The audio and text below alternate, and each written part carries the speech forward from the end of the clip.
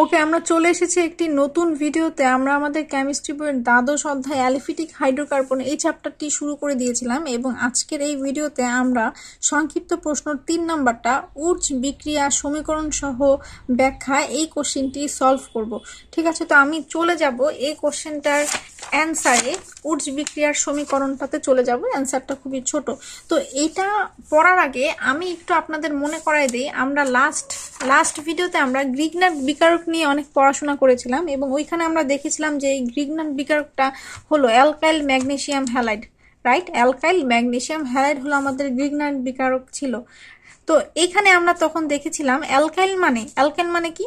Alkyl মানে আসলে আমাদেরকে জৈব যৌগ, যে কোনো একটা জৈব যৌগকে বোঝাচ্ছে। হ্যালাইড কারা? হ্যালাইড হলো ফ্লোরিন, ক্লোরিন, ব্রোমিন এবং আয়োডিন, এই টাইপের ইনিন যারা আছে আমাদের পর্যায় সারণীতে, সেই সকল যৌগগুলো মিলে আসলে হ্যালাইড একটা গ্রুপ তৈরি করে। তাহলে অ্যালকাইল মানে একটু মনে রাখেন, অ্যালকাইল হলো যে কোনো জৈব যৌগ এবং হ্যালাইড মানে ফ্লোরিন, ক্লোরিন, ব্রোমিন, আয়োডিন। এবং এই জৈব যৌগগুলোকে আমরা সংকেত কি, কোন সংকেতে প্রকাশ করি?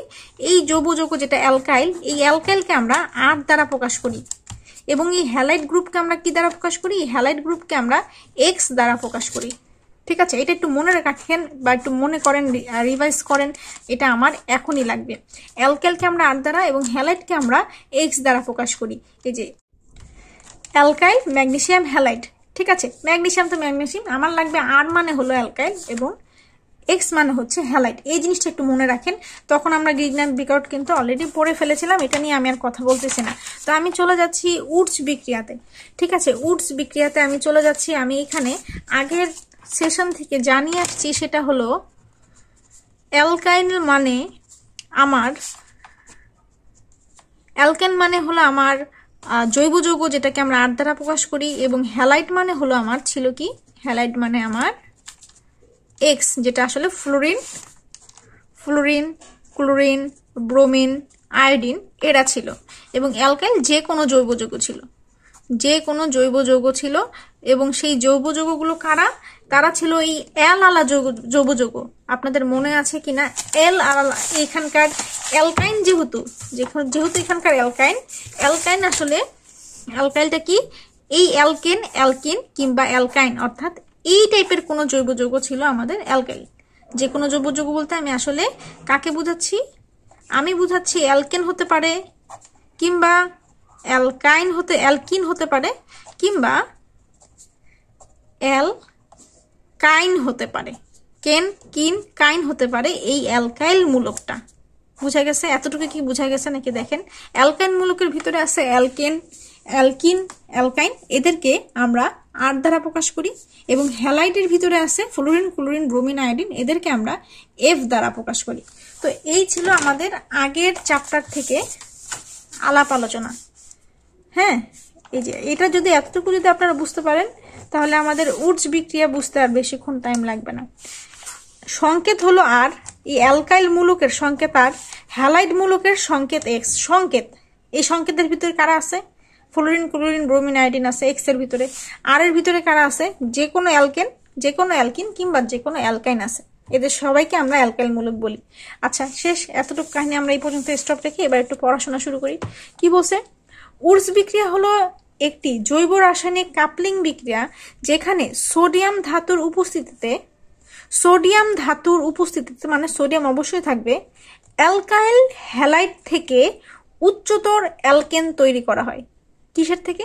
Alkyl halide. তার মানে এই যে এবার কি প্রয়োজন হচ্ছে? এই যে অ্যালকাইল, এই যে আমার হ্যালাইড, অ্যালকাইল হ্যালাইড থেকে আমরা উচ্চতর অ্যালকেন প্রস্তুত করব, উচ্চতর অ্যালকেন। এই অ্যালকেনেরও হাই লেভেলের অ্যালকেন তৈরি করব অ্যালকাইল হ্যালাইড থেকে। কার উপস্থিতিতে? সোডিয়াম ধাতুর উপস্থিতিতে। এবং আমরা যেই সমীকরণটা পাবো সেই সমীকরণটাই আসলে আমাদের উর্জ বিক্রিয়া। তাহলে আমরা অ্যালকাইল হ্যালাইডটাকে লিখি, অ্যালকাইল কি? আর, হ্যালাইড কি? এক্স। এই যে আর, এই যে এক্স। ঠিক আছে, কিসের উপস্থিতিতে? সোডিয়ামের উপস্থিতিতে। কয়টা? সোডিয়ামের 2টা অণু। আবারও একটা অ্যালকাইল হ্যালাইড, আরও একটা অ্যালকাইল হ্যালাইড, একই জিনিস। যদি আপনি একটা বিক্রিয়ার শুরুতে আরএক্স লেখেন, বিক্রিয়ার শেষে এটাকে একটুখানি অপোজিট করে লিখলে আর কি লেখাটা সুন্দর হয়। আমরা অনেক ধরনের যৌগ পড়েছিলাম না, যেমন এখানকার CH এর এখানে একটা ফিনিশিং লাইন, লাস্টে একটা H আসে, এবং এটারও একটা ফিনিশিং লাইন, লাস্টে একটা H আসে না, ঠিক এইভাবে আর কি শেষ করার জন্য শেষেও আর শুরুতেও আস। এটাও একটা অ্যালকাইল হ্যালাইড, এটাও একটা অ্যালকাইল হ্যালাইড। তাহলে অ্যালকাইল হ্যালাইড থেকে আমরা সোডিয়ামের উপস্থিতিতে এখন কি তৈরি করব? উচ্চতর অ্যালকেন তৈরি করব, এবং বিক্রিয়াতে সহায়ক হিসাবে হেল্প করবে কে? শুষ্ক ইথার মাধ্যম হেল্প করবে, শুষ্ক ইথার হেল্প করবে। এটা একটু মনে রাখেন। এখন ইথার নিয়ে আমি যদি লেকচার দিতে থাকি তাহলে পুরো এই উডস বিক্রিয়া তো বাদই দিলাম, চ্যাপ্টারও শেষ হবে না, তো আমি আর কিছু বলতেছি না। তো RH 2 সোডিয়াম এবং XR এদের বিক্রিয়া ঘটালাম। ঘটানোর পরে আসলে যেটা ঘটে দেখেন, এখানকার যে আরটা আছে, এখানকার অ্যালকাইল এবং এখানকার অ্যালকাইল পরস্পর বিক্রিয়া করে কি করে? আর এবং আর তৈরি করে ফেলে। তাহলে এটাও একটা অ্যালকাইল, মানে একটা জৈব যৌগ, এটাও একটা অ্যালকাইল আর একটা জৈব যৌগ, দুইটা মিলে উচ্চতর জৈব যৌগ, উচ্চতর অ্যালকেন প্রস্তুত করে। এই তো, যেহেতু একটা মানেই তো অ্যালকেন, এখন দুইটা অ্যালকেন যদি মিলিত হয়ে যায়, দুইটা যদি জৈব যৌগ মিলিত হয়ে যায়, সেটার পাওয়ারটা বেশি হয়ে যাবে না? এবং এটা সেই পাওয়ার বেশি হয়ে অনেক উচ্চতর লেভেলে চলে গেছে, বুঝা গেছে? আর বাকি কি থাকলো? বাকি থাকলো আমার 2 সোডিয়াম এবং কি বাকি আছে? দুইটা X বাকি আছে। তাহলে এখানে দিয়ে দেন, তাহলে 2 সোডিয়াম X, এরও দুইটা পরমাণু, সোডিয়ামেরও দুইটা পরমাণু। এই গেল আপনার উডস বিক্রিয়া। দেখেন এটা এখানে আছে,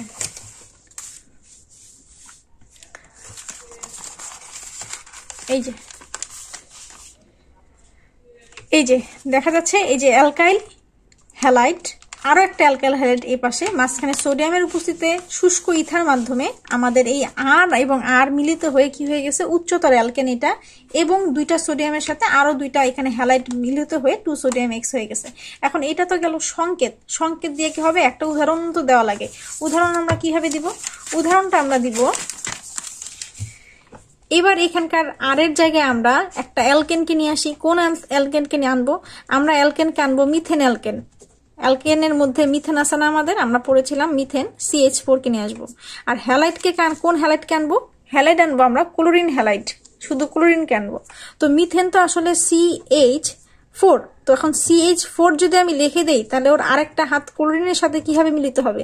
তাহলে আমার একটা হাইড্রোজেন কম লিখতে হবে। CH3 লিখলাম, তাহলে কার্বনের 3টা হাত হাইড্রোজেনের সাথে, একটা হাত ক্লোরিনের সাথে অ্যাটাচ হলো, তাহলে কার্বনের 4টা হাত একখানে হয়ে গেছে। থাকলো কি? 2 সোডিয়াম। এবং এই পাশেও সেম জিনিস, খালি ক্লোরিনটাকে আগে লিখবো এবং CH3টাকে পরে লিখবো, একটু দেখতেও সুন্দর লাগবে। CH3 দিয়ে শুরু, CH3 দিয়ে শেষ। এখানে যা আছে শুষ্ক ইথার থাকবে। আমাদের কাহিনী প্রায় শেষ। এখানকার CH3 এবং এখানকার CH3 এ পাশে চলে যাবে কি তৈরি করতে? উচ্চতর অ্যালকেন তৈরি হয়ে গেছে এটা আমাদের। এবং বাকি কি আছে? 2টা সোডিয়াম 2টা ক্লোরিন প্লাস 2 সোডিয়াম ক্লোরিন। এই তো 2 সোডিয়াম ক্লোরিন। এবং এইখানে দেখেন যেটা তৈরি হয়েছে, এটা আপনার উচ্চতর অ্যালকেন। এবং এখানে C2 দেখেন, এটার মান কত? C2H6, যেটা আসলে একটা ইথেনের মান। কিসের মান? ইথেনের মান। কারো মনে আছে কিনা আমি একটু দেখাই। এই দেখেন ইথেন, C2H6 ইথেন। তাহলে আমরা এর মিথেন নিয়ে কাজ করছিলাম, অ্যালকেন গ্রুপের মিথেন নিয়ে কাজ করেছিলাম, ইথেন তৈরি হয়েছে। মিথেন নিয়ে কাজ করে ইথেন তৈরি হয়েছে। আপনি যদি এই উডস বিক্রিয়াতে ইথেন নিয়ে কাজ করতেন, তাহলে আপনার কি তৈরি হতো? প্রোপেন তৈরি হতো।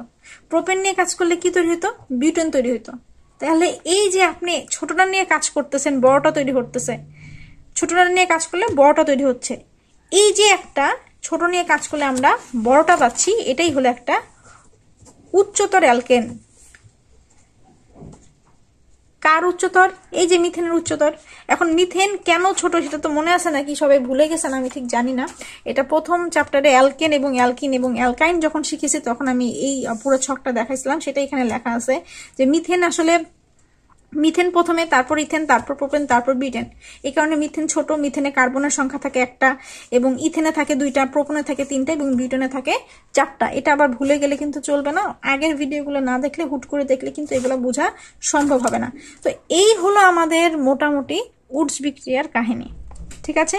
একটা অ্যালকাল হ্যালাইড, 2টা অ্যালকাল হ্যালাইড 2টা সোডিয়ামের সাথে বিক্রিয়া করে বড়, তার থেকে এখানে যে অ্যালকাইল ব্যবহার করছি তার থেকে বড় অ্যালকাইল তৈরি করে ফেলে এবং 2 সোডিয়াম X থেকে যায়।